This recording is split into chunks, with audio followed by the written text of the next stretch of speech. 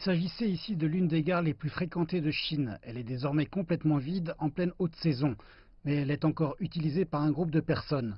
En effet, le parking souterrain abrite Chen Hang et plus d'une douzaine de passagers qui, comme lui, sont bloqués à Wuhan.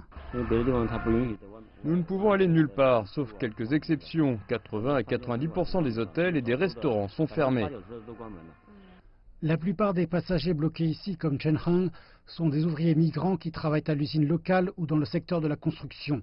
Le mois dernier, ils se préparaient à rentrer chez eux pour fêter le Nouvel An chinois, un jour férié important, synonyme de retrouvailles familiales. Un jour avant le réveillon, les autorités de Wuhan ont annoncé la mise en quarantaine de la ville.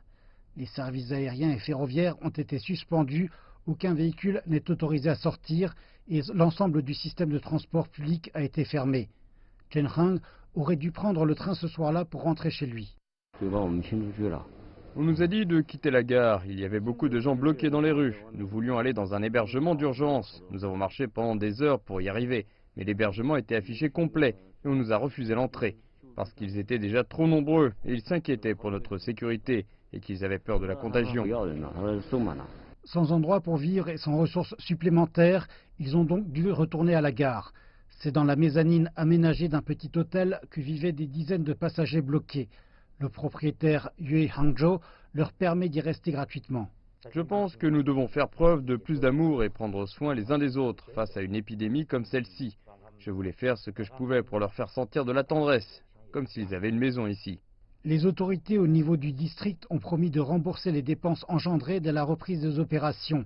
Pour l'instant, elles fournissent à ces passagers des masques et des produits de première nécessité. Des désinfections sont également effectuées.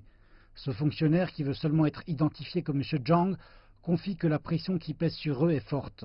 Le nombre de passagers bloqués augmente encore. La pression est de plus en plus forte pour nous parce que de nombreux magasins fermés et il est très difficile de s'approvisionner.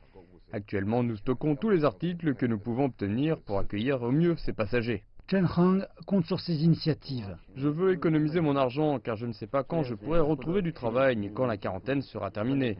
C'est difficile de gagner de l'argent. J'ai peur qu'en cas d'urgence, je ne puisse pas subvenir à mes besoins car le coût de la vie est relativement élevé à Wuhan. Chen Hang affirme qu'il veut retourner dans sa ville natale une fois la quarantaine levée, mais il ne sait toujours pas combien de temps il lui faudra encore attendre avant que cela n'arrive.